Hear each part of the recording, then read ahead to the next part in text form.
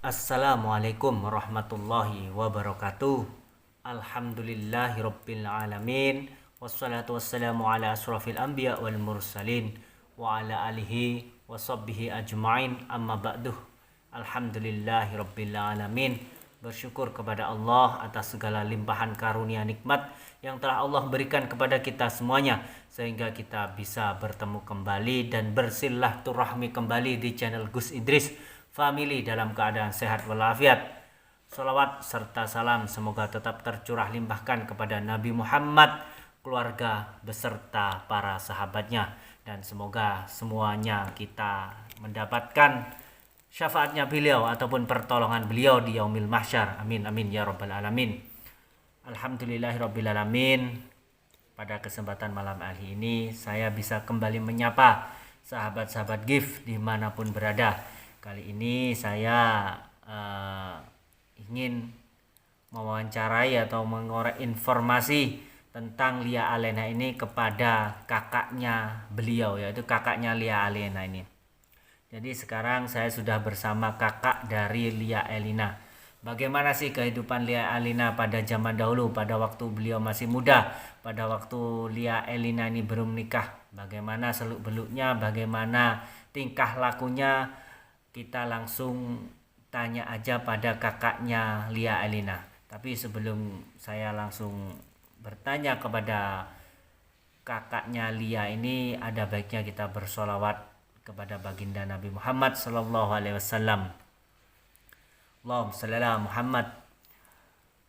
Sallallahu ala Muhammad. Sallallahu alaihi wasallam. Sallallahu ala Muhammad. Sallallahu alaihi wasallam. Ya Nabi salam alaika. Ya Rasul salam alaika. Ya Habibi salam alaika. Salawatullah alaika. Sallallahu ala Muhammad. Sallallahu alaihi wasallam. Sallallahu ala Muhammad. Sallallahu alaihi wasallam. Alhamdulillahirabbil alamin. Selalu bersolawat, selalu beristighfar, karena dengan amalan tersebut dapat menuntun kita ke jalan yang diridhai Allah, dapat menghindarkan kita dari segala penyakit hati, baik itu penyakit iri, dengki, sombong. Dengan terhindarnya kita dari penyakit hati tersebut, maka jiwa kita akan tenang, pikiran kita akan jernih, dan insya Allah fisik kita juga akan sehat. Baik sahabat, langsung saja kita menemui atau mewawancarai narasumber berikut ini. Ya, sekali lagi beliau adalah kakak daripada Lia Elina. Assalamualaikum Mbak. Ya, waalaikumsalam. Assalamualaikum. Waalaikumsalam warahmatullahi wabarakatuh. Gimana kabarnya jenengan? Alhamdulillah baik. Sehat nih? Nggih. Kalau boleh tahu namanya siapa Mbak? Lupa saya. Nama saya Silvi. Silvi nggih, Mbak Silvi. Sampean benar kakak kandung dari Lia Elina ini? Iya, saya kakak kandung atasnya Lia Alina Pas. Iya. Mirip nggak ya sahabat ya? Coba lihat sahabat, mirip nggak sama Lia Elina sahabat? Aduh, tapi sepertinya lebih ini ya, auranya itu aura positifnya itu lebih nampak kakaknya ini daripada si Lia Elina nih. Kalau Lia Elina kan bener cantik ya sahabat ya. Lia Elina itu cantik tapi wajahnya tuh seram, seperti sadis gitu kan. Beda dengan kakaknya ini. Jadi kayaknya lebih aura positif itu lebih ada pada kakaknya Lia Elina ini. Baik Mbak, Eh, Mbak pastinya tahu ya kehidupan daripada Lia Elina ini, bagaimana dulu waktu dia masih remaja gitu kan. Karena sampean sebagai kakak kandungnya pasti lebih tahu tentang kehidupan Lia Elina, terus sifat-sifatnya juga lebih tahu gitu loh Mbak. Jadi saya di sini minta waktunya beberapa menit lah, 15 menit 20 menit gitu loh. Coba sampean jelaskan bagaimana tentang kehidupan Lia Elina di waktu masih remaja dulu Mbak. Lia Alena yang saya tahu ya kan, saya kan memang sempat deket ya Nggih. kan, sebagai saudara. Dia ini orangnya ini manja dulunya, mungkin karena kebanyakan sering diturutin sama orang tua dulu. Terus lama-lama setelah jadi ABG, otomatis kan dia kan berbaur dengan masyarakat sekitar, dengan pergaulan. Namanya pergaulan kan kita kan juga nggak tahu ya, mungkin ada yang bergaul untuk mengarahkan yang negatif, ada yang mengarahkan untuk yang positif. Lama-lama kok ada perubahan gitu loh. Dia tuh sering kayak berguru atau Gitu ya, Mbak, ya? Iya, terus dari sosialitanya juga teman-temannya ini kan menunjang dia untuk ya itu tadi, untuk ke arah yang negatif. Ya, apa caranya dia bisa beli beli pakaian dengan yang mahal atau apa gitu. Jadi ya itu tadi. Dan saya juga iba juga gitu loh, kok bisa dia yang dulunya anaknya tuh baik kok sering marah-marah. Terus kalau misalnya minta apa ini apa itu harus diturutin gitu loh. Kalau enggak ya itu tadi, dia tuh terus marah kayak kena kesurupan gitu loh. Ya dari situ akhirnya saya tuh bingung, loh anak ini kok banyak perubahan negatif, yang tadinya anak itu periang atau apa yang sering murung. Terus akhirnya saya cari informasi ke teman-teman sekitarnya dia, ke teman-teman dekatnya ya kan, kalau dia itu sering berguru itu tadi. Ya nggak tahu untuk atau aura atau kecantikan atau seperti apa ya kan. Itu sedikit yang saya tahu dari dia. Sampean itu berapa bersaudara Mbak? Saudara kandung dengan Lia Elina? Saya itu cuma 2 bersaudara. Oh cuma 2 Iya, aja, cewek-cewek ya? Iya. Ya Allah. Berarti di masa mudanya dulu waktu di zaman remaja Mbak Lia Elina ini begitu aktif ya Mbak ya, orangnya aktif. Iya. Apa yang jadi keinginannya itu harus bisa tercapai ya. Iya. Dengan jalan apapun seperti itu ya Mbak ya. Sampai Mbak bilang tadi kan untuk mencapai keinginannya bahkan tidak segan-segan beliau ini berguru ya, kepada dukun, kepada paranormal gitu ya. Iya. Entah itu dukun yang ilmu putih ataupun itu hitam dia nggak tahu ya, pokoknya ya apa caranya keinginannya dia itu harus terpenuhi. ya Allah. Apapun itu. Makanya pas waktu dia punya suami kalau masalah suaminya dia tuh ya nafkahi, mungkin gak tahu, mungkin dari nominalnya kurang atau ya apa, saya kan juga kurang ngerti ya kan. Tapi yang jelas kalau suaminya itu benar-benar ngasih ke dianya, mungkin tadi tingkat kehidupan atau sosialitanya yang tinggi akhirnya mengakibatkan ya kurangnya itu tadi. Menghalalkan segala Ya, cara berarti ya Mbak iya. ya. Tapi memang sepengetahuan kita ya Mbak, memang rame jobnya daripada Lia Elina, adik sampean ini. Sering diundang kemana-mana dia manggung nyanyi gitu loh. Karena banyak yang ngefans juga gitu, terutama kaum laki-laki itu waduh tergila-gila sama Lia Elina ini gitu. Mungkin juga karena ini ya keilmuan yang dimilikinya, seperti ilmu pelet mungkin seperti itu, yang soalnya sudah beberapa kali ketemu dengan kita, memang dia mempunyai ilmu pemikat dan ilmu pelet seperti itu. Iya, saya sampai di rumah aja ya, mungkin dia kebanyakan ilmu atau apa ya akhirnya ketarik juga gitu loh. Kalau saya sih sempat, kalau dulu kan memang pernah pasang susuknya itu dulu ya. Terus gak tahu, mungkin dia juga kepingin juga auranya supaya terpancar atau ya apa. akhirnya ya itu tadi kena ke saya juga efeknya ya kan, entah itu Iya, iya, kodamnya iya. atau apanya, sedangkan saya kan rentan, nggak kuat, apalagi dengan kayak hal-hal gaib atau apa itu Sensitif saya ya. sangat sensitif sekali.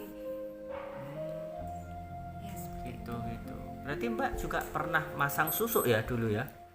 Pernah, Pernah, Mbak? saya pernah pasang cuma sekali aja. Sekali Itu aja. pun taknya cuma aura positif aja ya kan. Saya nggak pernah sih sampai kayak pelet atau apa itu nggak pernah. Kalau misalkan lianya ini mungkin dia pengen yang lebih nomor satu atau seperti apa. Jadi dia itu melebihi hal-hal yang sudah tidak sewajarnya. Nggih. Susuknya yang Mbak pakai ini udah dilepas apa belum sama Mbak? Apa masih melekat pada diri Mbak susuk yang dulu sampean pakai? Kalau susuk yang saya pakai itu saya nggak tahu ya, kalau misalnya cara pelepasannya itu seperti apa kan saya nggak tahu, ya udah ya nempel aja seperti itu. Kan susuk itu kan macam-macam ya kan, ada susuk apa namanya emas atau susuk apa kan kecil gitu Ya, kan. sampean dulu pakai Ditaruh susuk apa, aja. Mbak? Susuk kayak emas, Emas gitu itu ya? iya, cuma ditaruh di sini biar orang itu kelihatan ya wibawa tuh Wibawa. positif dalam kerjaan gitu ya kan, nggak sampai kita kayak lihat tadi ya untuk narik cowok atau apa, terus sampai ilmu pelet, terus kayak suami orang ya kan, itu kan sudah hal-hal yang negatif ya kan bagi saya. Ya untung aja yang ditarik sama Lia Elena ini suami orang Mbak ya, bukan suaminya genderuwo atau suaminya kuntilanak. Ya Allah, ini loh Mbak, apapun alasannya ya Mbak, entah itu untuk kecantikan atau membuka aura, kalau yang namanya memasang susuk ini itu efeknya luar biasa pada tubuh kita, terutama efek negatifnya Mbak. Karena susuk sendiri itu mempunyai masa aktif, bisa dikatakan masa aktif ataupun masa kadaluarsa expired, seperti itu Mbak. Jadi kalau udah melewati masa expirednya tersebut, susuk tersebut bisa menyerang pada diri sampean sendiri. Mungkin di awal-awal sampean masang mungkin ya memang cerah, wajah sampean cerah, banyak orang suka. Kan di dalam susuk tersebut ada hadamnya Mbak. Jadi gak cuma berupa emas aja di situ. Jadi di dalam susuk itu ada hadamnya. Nah hadamnya itu kalau udah lama, udah tahunan dipakai sama sampean susuknya tersebut, hadamnya itu pasti udah menyatu sama darah dagingnya sampean. Itu sulit Mbak dilepas. Nah, hadam yang dipakai di sini itu kebanyakan dari jin-jin kafir yang dimasukkan oleh si dukun pemasang susuk gitu. Jadi kalau Mbak memasang susuk tersebut dan tidak dilepas, otomatis hadam itu udah menyatu pada diri sampean. Andaikan hadamnya itu yang dipasang gendruwo balik bahasanya, sampean pasti ini ngefeknya sampean suka marah, terus bagian seperti sini itu berat, seperti itu sampean ibadah juga berat, terus bagian leher bagian belakang ini juga terasa berat, efeknya seperti itu Mbak. Nah, juga buat ibadah, terutama buat ibadah ini pasti sampean malas banget mau melakukan ibadah. Jadi saran saya kalau sampean pernah memasang susuk dan susuk tersebut belum sampean lepas atau susuk tersebut belum lepas dengan sendirinya, ya sebaiknya dilepas Mbak, dinetralisir seperti itu. Jadi sampean biar lebih tenang lagi hati sampean mau beraktivitas itu nyaman, tidak terbebani. Karena orang yang memasang susuk itu kalau udah lama ini ya susuknya itu pasti was-was, selalu was-was terus, seperti Emosi takut gitu ya, emosi juga seperti tidak itu. labil gitu biasanya. Seperti itu. Tapi ya mungkin alhamdulillah, mungkin kalau misalnya adik saya juga itu sudah ke sudah tobat juga ya kan, Semoga aja membersihkan bisa diri, tobat. gitu. Ya, Terima intinya kasih juga sama Gus Idris yang mungkin sudah sabar, sama timnya juga semuanya. Terima kasih semuanya sudah berusaha untuk menghilangkan itu tadi aura-aura negatifnya adik saya juga ya kan, juga saya yang terkena tadi sampai nggak bisa ngontrol, sampai kesurupan juga. Terus ya terima kasih sama tim Gus Idris tadi. terus apa itu pernah nggak adiknya sampean ini Lia ini ritual di rumahnya sampean Pak? Kalau ritual itu apa ya, dia kan tersedia kayak kamar sendiri. Dan Ada kamar khusus ya? iya, kamar khusus. Dan saya tuh nggak tahu ya, mungkin dia ya, saya nggak sampai detail gitu ya, mungkin dia cuma di kamar atau apa ya, semacam doa-doa atau apa gitu ya, sewajarnya aja ya kan. Saya nggak sampai dia tuh sampai ngikutin aliran-aliran yang negatif gitu loh, saya nggak sampai ke situ. Makanya itu ya apa caranya, ya pokoknya terima kasih sudah bisa mengarahkan dia ke hal-hal yang positif. Karena menurut ini kan sampean tadi apa itu lihatkan ini foto rumah sampean ya Mbak ya. Iya. Foto sampean ini kan rumah sampean ini kan ya. Iya. Ini kan rumah sampean. Kalau kami lihat dengan mata batin ini Mbak ya, banyak sekali Mbak energi-energi negatif yang ada di rumah sampean ini gitu loh. Kayaknya rumah sampean ini udah dibikin sarang, juga dibikin kerajaan jin di sana. Seperti genderuwo, kuntilanak banyak sekali di sana. Karena memang diundang oleh Mbak Lia ini, oleh adiknya sama ini memang diundang. Ini fotonya ini ya benar ya rumah sampean ini. Iya. Benar banyak sekali Mbak. Berarti sangat banyak itu ya Mas. Jadi ya itu membuat seisi rumah itu nggak nyaman. Kayak sampean itu mungkin nggak nyaman aja tinggal di rumah, nggak betah, kayak selalu was-was, bingung seperti itu. Itu kalau ditarik dari jauh itu bisa Mbak, cuma kurang maksimal gitu loh. Mungkin yang bagus itu ya tim kita itu langsung datang ke rumahnya sampean untuk dilakukan pembersihan rumah seperti itu.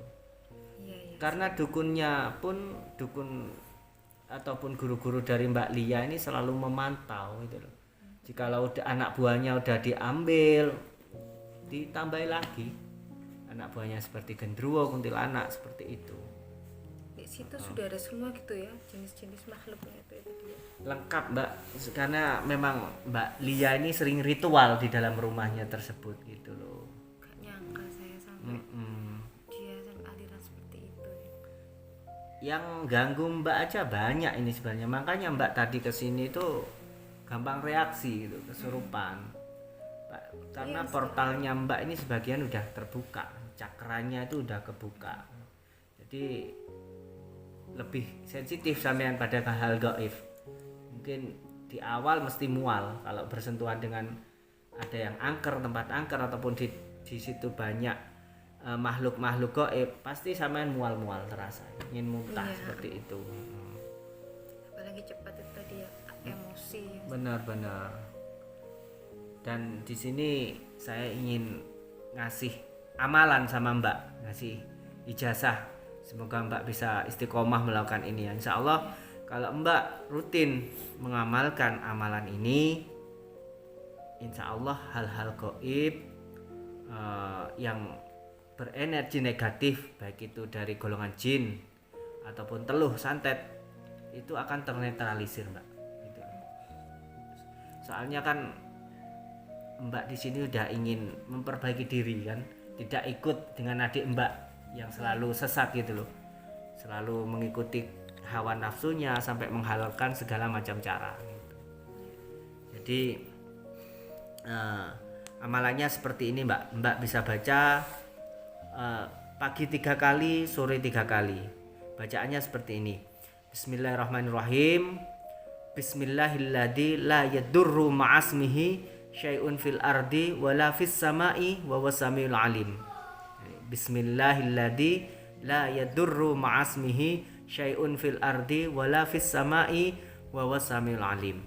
Itu Mbak baca pagi selepas sholat subuh 3 kali, sore selepas sholat maghrib ataupun selepas sholat asar Mbak baca 3 kali. Dan di lain waktu itu juga bisa Mbak buat wiritan. Mungkin Mbak mau keluar rumah Mbak baca itu, mau masuk rumah Mbak baca itu. Jadi dalam aktivitas apapun Mbak di rumah itu, mungkin lagi nonton TV ya, sambil dibuat wirid gitu. Insya Allah nanti jin-jin kafir ataupun jin-jin jahat yang ada dalam rumah Mbak itu dengan sendirinya akan pergi. Dengan sendirinya akan pergi karena energi daripada bacaan ayat ini begitu dahsyat Mbak. Jadi mereka seperti kepanasan gitu. Nah kalau Mbak suka tirakat, Mbak suka puasa, malah energinya besar sekali bacaan ini. Bisa Mbak memulai puasa dari hari kelahirannya Mbak. Berarti contohnya kayak Mbak seumpamanya hari atau Senin apa gitu ya, Senin Pahing Mbak bisa mulai puasa dari hari kelahiran Mbak, bisa 3 hari ataupun 7 hari gitu. Dan puasanya kalau bisa menghindari makanan yang bernyawa atau hewani seperti telur, ikan, daging itu jangan makan itu dulu seperti itu. Nanti Jadi jenisnya seperti apa, kayak nasi putih aja gitu? nasi putih sama sayur, sama sayur aja. sama tempe gitu aja, sama garam gitu aja Mbak. Nah, dan Itu juga bisa menetralisir gitu ya? iya, bisa menetralisir hal-hal negatif yang ada di rumah Mbak, termasuk di dalam tubuh Mbak. Terus kayak misalkan kayak garam gitu? Iya, garam nggak Garamnya apa-apa. Garam juga nggak apa-apa, samen garam nggak apa-apa. Jadi hewani aja yang nggak boleh makan selama Mbak puasa.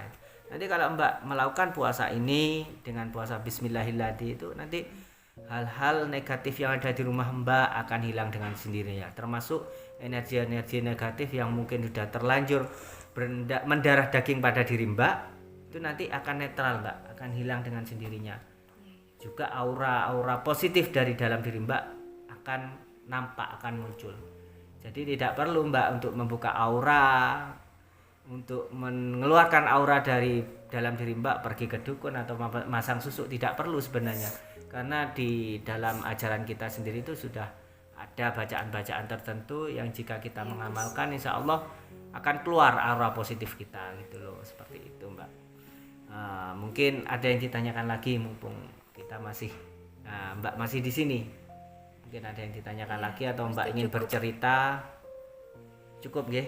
Ya cukup buat ilmunya tadi, insya Allah akan saya laksanakan sesuai tadi itu ya. Amin. Saya juga mengucapkan terima kasih ya sama Mbak Silvi ya. Bersama Mbak Silvi sudah bersedia saya wawancarai, bersedia saya korek informasinya. Saya juga mengucapkan terima kasih yang sebesar-besarnya. Semoga Mbak Silvi ini kedepannya tetap istiqomah untuk berjalan di jalan Allah, untuk berjalan di jalan yang diridhoi oleh Allah. Terima kasih sekali lagi ya Mbak ya. Baik sahabat, tidak ada manusia baik yang tidak mempunyai masa lalu. Jadi setiap manusia baik pasti mempunyai masa lalu, dan setiap orang jahat juga mempunyai masa depan. Jadi siapapun kita, apapun masa lalu kita tetap mempunyai kesempatan yang sama untuk masa depan, untuk berbuat yang lebih baik lagi, untuk bisa bermanfaat kepada sesama makhluk Allah. Hilangkanlah iri, dengki, dan sombong kepada siapapun, karena iri, dengki, dan sombong itu adalah salah satu penyakit hati, dan jika kita tidak segera membersihkan penyakit hati tersebut, maka fisik kita juga akan ikut sakit. Jadi sebisa mungkin kita menghindari daripada penyakit-penyakit hati tersebut. Apa caranya? Bagaimana caranya? Mungkin dengan banyak beristighfar, dengan banyak bersolawat kepada baginda Nabi Muhammad SAW.